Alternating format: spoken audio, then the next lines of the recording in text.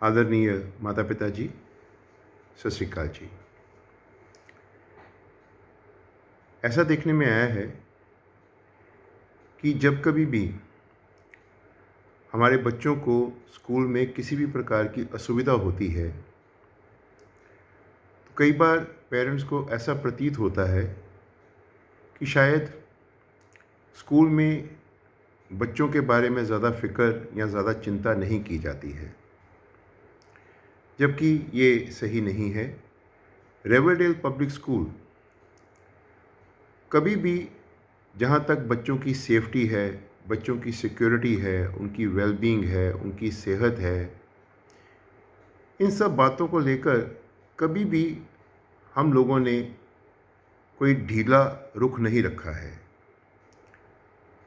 जहाँ तक बच्चों की प्रायोरिटीज़ का सवाल है, उनकी सेहत का सवाल है, उनकी सिक्योरिटी का सवाल है, स्कूल में उनके आराम का सवाल है, हर चीज़ का पूरा ध्यान रखने की पूरी कोशिश की जाती है।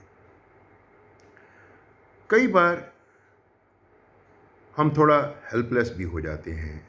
इंसान हैं, तो कई बार कुछ ऐसे हालात आ जाते हैं कि हम कुछ समय के लिए, ज़्यादा समय के लिए तो नहीं, हेल्पलेस हो जाते हैं।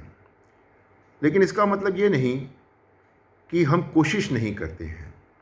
कोशिश हमारी पूरी रहती है कि हमारे बच्चों को किसी भी तरह से अपनी पढ़ाई करने में कोई असुविधा ना हो, या उनकी जो बेसिक ज़रूरतें हैं वो स्कूल में हर हाल में पूरी की जाए। ऐसी कोशिश पूरी रहती है। आज कुछ पेरेंट्स ने ये शिकायत की कि जो हमारे स्कूल में लाइट है, उसकी शायद कोई सही व्यवस्था नहीं है, या बीते कल यानी कि 11 तारीख को स्कूल में लाइट बंद रही। 11 तारीख को जो हमारे आखिरी 3 पीरियड होते हैं, उस वक्त लाइट गई हुई थी और जनरेटर के ऊपर लोड ज़्यादा पड़ गया और जनरेटर ने काम करना बंद कर दिया। यही जनरेटर हर रोज़ लोड को बियर भी कर रहा था, सही काम भी कर रहा था। मशीनरी है। बीते कल यानी कि 11 तारीख को लास्ट 3 पीरियड्स में जनरेटर ने काम करना बंद कर दिया। तुरंत 10 मिनट के अंदर अंदर मैकेनिक लोग यहाँ पर स्कूल में आए और उन्होंने देखा तो ये देखा कि ये एकदम से सही होने वाला नहीं है। तुरंत एक नए जनरेटर का प्रबंध किया गया, लेकिन मुश्किल ये आई कि जो नया जनरेटर था उसको इलेक्ट्रिसिटी के साथ या इलेक्ट्रिक पॉइंट के साथ कनेक्ट करने में हमें समय लग गया और इसलिए वो कनेक्शन नहीं हो पाया।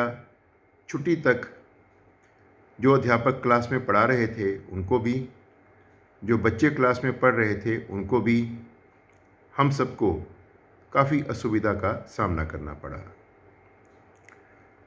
लेकिन हमने बच्चों को बाकायदा इस बारे में जानकारी भी दी कि बेटा ये जनरेटर ने आज काम करना बंद कर दिया है, इसलिए लगभग 1.5 घंटा हम तंगी में रहेंगे, लेकिन प्रयास जारी है। पानी की कोई असुविधा नहीं थी उस वक्त, क्योंकि पानी को चलाने के लिए हमारे पास छोटा जनरेटर था और वो छोटा जनरेटर चलाया गया और उस छोटे जनरेटर के साथ जो पानी की व्यवस्था थी वो ठीक चली। आज पेरेंट्स ने ये भी जिक्र किया कि स्कूल में पानी की व्यवस्था ठीक नहीं है, वाटर कूलिंग मशीन्स स्कूल में बहुत कम हैं। आज पेरेंट्स ने ये भी जिक्र किया कि जो बच्चे हैं उनके स्कूल बैग्स बहुत भारी होते हैं। 20 किलो का, 22 किलो का बच्चों का स्कूल बैग रहता है। ये बातें सुनने में मुझे भी अच्छी नहीं लगी, मुझे भी दुख हुआ। तो बजाय इसके कि हम पेरेंट्स के साथ कोई वाद विवाद में पड़ें, हमारे लिए सभी माता पिता जिन्होंने स्कूल में अपने बच्चे, अपनी सबसे बेशकीमती पूंजी हमें सौंपी है, सारे के सारे माता पिता हमारे लिए सम्माननीय हैं। इसलिए कभी भी हमारा ये प्रयास नहीं रहता कि हम उनके साथ वाद विवाद में पड़ें। सभी पेरेंट्स ने अपनी बात रखी, हमने उसको सुना, लेकिन कुछ एक जो फैक्ट्स हैं, जो तथ्य हैं, वो मेरा फ़र्ज़ बनता है कि मैं सबको ज़रूर बताऊं। हमारे स्कूल में नर्सरी का अलग ब्लॉक है, और जहाँ नर्सरी का ब्लॉक है वहाँ कुछ सेक्शंस एलकेजी के भी हैं। नर्सरी और कुछ सेक्शंस जो एलकेजी हैं उनके लिए छुट्टियों में नई वाटर कूलिंग मशीन लग गई है, और वो वाटर कूलिंग मशीन में जो फ़िल्टर्ड वाटर है उसका कनेक्शन भी है। ये मशीन आपको इसी वीडियो में दिखाई भी देगी, आप उस पर गौर कर सकते हैं। ये हमारी पहली वाटर कूलिंग मशीन है। आप नोट करते जाएं कि हमारे स्कूल में कितनी वाटर कूलिंग मशीन है। दूसरी वाटर कूलिंग मशीन जो हमारी एलकेजी क्लास नर्सरी ब्लॉक से बाहर है, गेट के बाहर है, वहाँ पर एलकेजी के सेक्शंस हैं, यूकेजी के सेक्शंस हैं। उनके ठीक सामने एक और वाटर कूलिंग मशीन है, वो भी आप देख सकते हैं। उसके अलावा जहाँ हमारा एग्ज़िट गेट है, जहाँ पर से अंदर से बच्चे बाहर बस पॉइंट की तरफ जाते हैं, वहाँ पर हमारा वाटर पॉइंट है। उस वाटर पॉइंट के अंदर भी एक वाटर कूलिंग मशीन है। तो ये हमारी तीसरी वाटर कूलिंग मशीन है। थोड़ा हम और आगे बढ़ते हैं तो फर्स्ट स्टैंडर्ड का विंग है। जो फर्स्ट स्टैंडर्ड का विंग जहाँ पर है, वहाँ पर ठीक सामने वाटर पॉइंट है। उस वाटर पॉइंट के अंदर वाटर कूलिंग मशीन है, वो भी इस वीडियो में आप देखेंगे। वो हमारी चौथी वाटर कूलिंग मशीन है। और आगे बढ़ते हैं तो हमारा सेकंड स्टैंडर्ड जहाँ पे ख़त्म होता है, वहाँ पर एक वाटर पॉइंट है। वहाँ पर हमारी पांचवी वाटर कूलिंग मशीन है। ये हमारे ग्राउंड फ्लोर पर 5 वाटर कूलिंग मशीन हैं स्कूल के अंदर। ग्राउंड फ्लोर पर ही जहाँ हम मेन गेट से एंटर होते हैं, जहाँ पर स्कूल की एंट्री होती है, सुबह पेरेंट्स बच्चों को छोड़ने आते हैं, वहाँ से जब हम एंटर करते हैं तो ठीक लेफ़्ट साइड पर वाटर कूलिंग मशीन लगी है। तो वो हमारी छठी वाटर कूलिंग मशीन है ग्राउंड फ्लोर के ऊपर। अब हम अगर फर्स्ट फ्लोर पे जाते हैं तो 5th, 6th, 7th इन क्लासेस के लिए 2 वाटर कूलिंग मशीन हैं। 5th, 6th, 7th, 8th इनके लिए 2 वाटर कूलिंग मशीन्स हैं। सो ये अगर हम इनको भी काउंट कर लें तो ये हमारी 8 वाटर कूलिंग मशीन्स हो जाती हैं। इससे आगे बढ़ते हैं तो जहाँ हमारा 9th, 10th, 11th और 12th का विंग है, वहाँ पर भी हमारी एक वाटर कूलिंग मशीन है। उसको भी आप देख सकते हैं, इस वीडियो में आपको वो दिखाई देगी। और आगे बढ़ते हैं, 3rd और 4th का एक नया विंग बना है।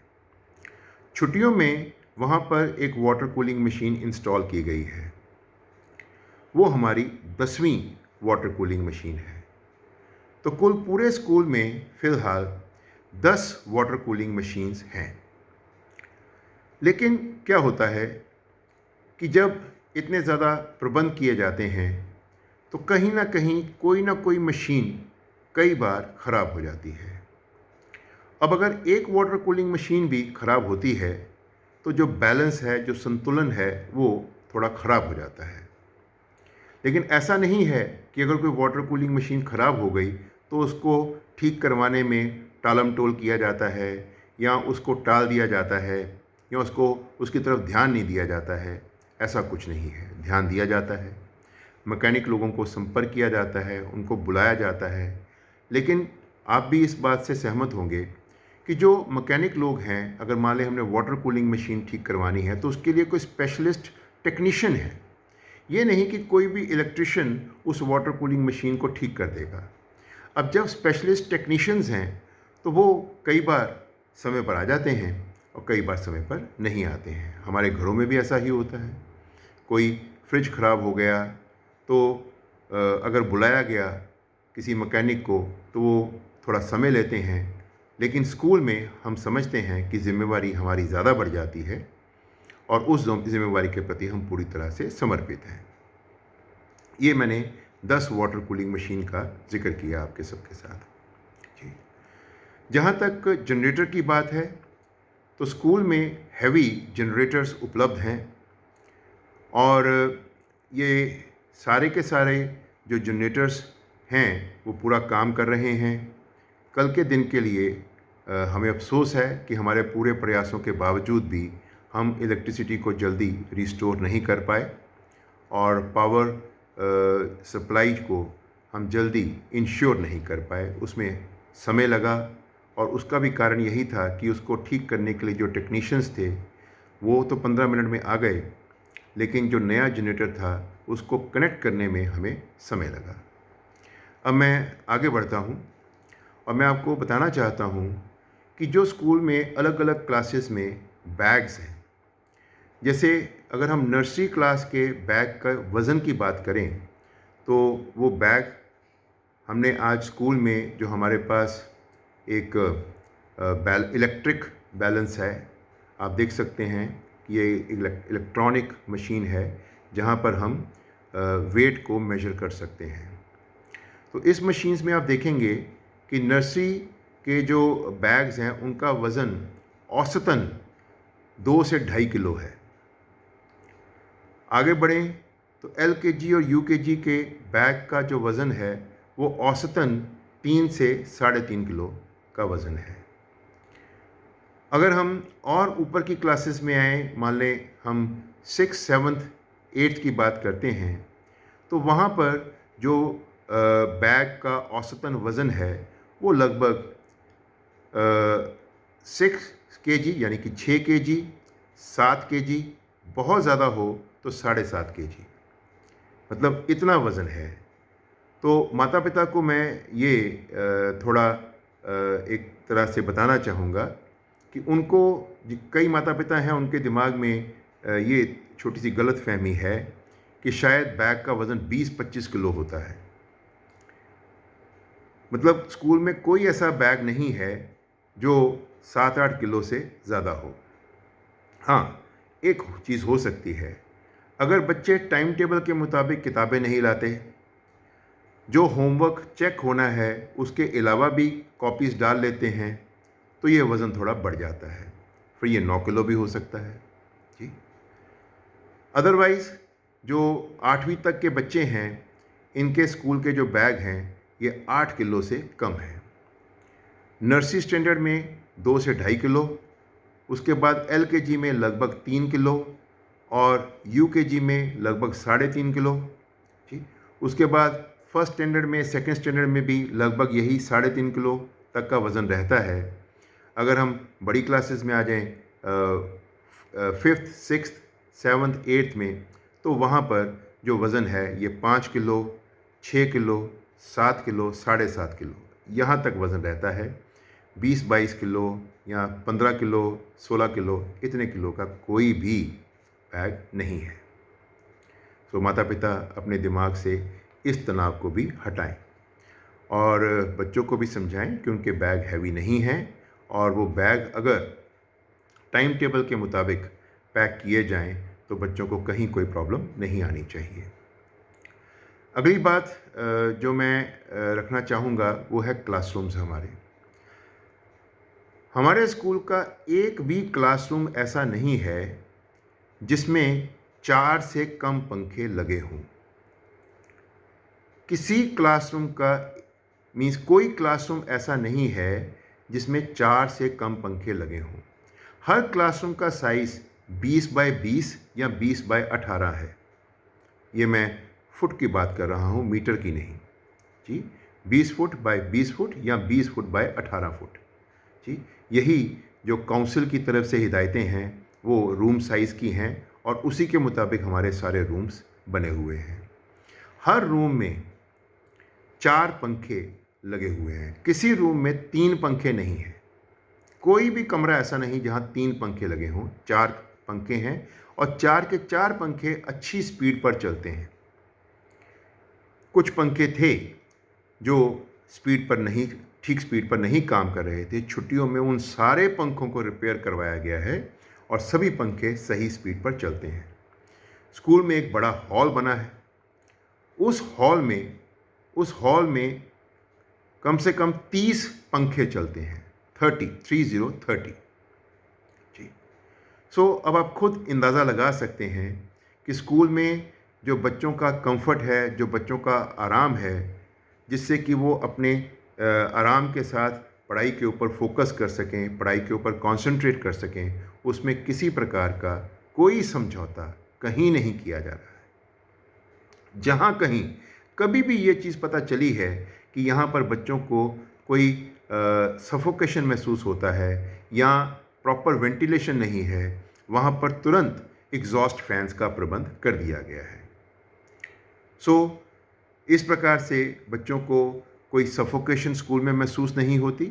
सारे कमरे हवादार हैं, पानी की कहीं कोई समस्या नहीं है जी, और बिजली की कहीं कोई समस्या नहीं है। लेकिन फिर भी कभी कभार अगर कोई किसी को असुविधा होती है तो पेरेंट्स ये मान के चलें कि अगर उनके ध्यान में ये बात आती है तो वो हमारे ध्यान में ज़रूर लाएं, लेकिन परेशान होकर नहीं, किसी तरह के पैनिक में आकर नहीं। पैनिक में हम वहाँ पर आएँ जहाँ पर अगर आप जानकारी दें तो उसके ऊपर काम ना हो। वहाँ पर पैनिक में आना बनता है। वहाँ पे ये चीज़ हम सोच सकते हैं कि शायद हमारे बच्चों को की तरफ ध्यान नहीं दिया जा रहा है।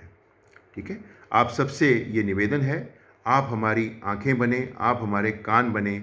जहाँ हमारी नज़र नहीं पहुँचती, जहाँ हमारे कान नहीं पहुँचते, वहाँ पर आप हमें जानकारी दें। जहाँ आप जानकारी देंगे वहाँ तुरंत ध्यान जो है वो दिया जाएगा। ओके, सो अपना भी ध्यान रखें और हमारे बच्चों का भी ध्यान रखें। आपका बहुत बहुत शुक्रिया। धन्यवाद जी।